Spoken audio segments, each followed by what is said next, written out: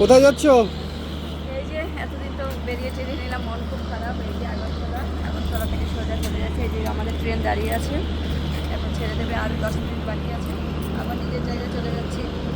খুবই কষ্ট লাগছে, এতদিন ঘুরলাম খুব আনন্দের সাথে, আবার গিয়ে একা হয়ে যাবো, চলে যাবো আবার নিজে।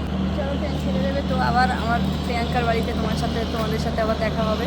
আর এতদিন ঠিকঠাক ভিডিও দিতে পারিনি, বুঝতেই তো পারছো, এক জায়গায় বেড়াতে আসলে সবার সাথে গল্প মজা করতে সময় কী করে কেটে যায়। যাই হোক, আগরতলাকে টাটা করে দিলাম, আবার আসবো সামনের বছর। তো আসো তাড়াতাড়ি ট্রেনে, আবার প্রিয়াঙ্কার বাড়িতে দেখা হবে তোমাদের সবার সাথে। তো আজকে এই যে ট্রেনে কোন দিকে যেন গেটটা, ওই তো আসো, ওই দেখো ট্রেনে উঠে পড়লাম। এই যে আমাদের সিট, ওই যে পেছনের ঘরে দেখো। এই যে এখানে দেখো বিছানার জন্য, এখানে এই যে আমাদের স্লিপার, পুরো এসি ট্রেনে। এবার এখনো ছাড়িনি, 10 মিনিট বাকি আছে ছাড়া।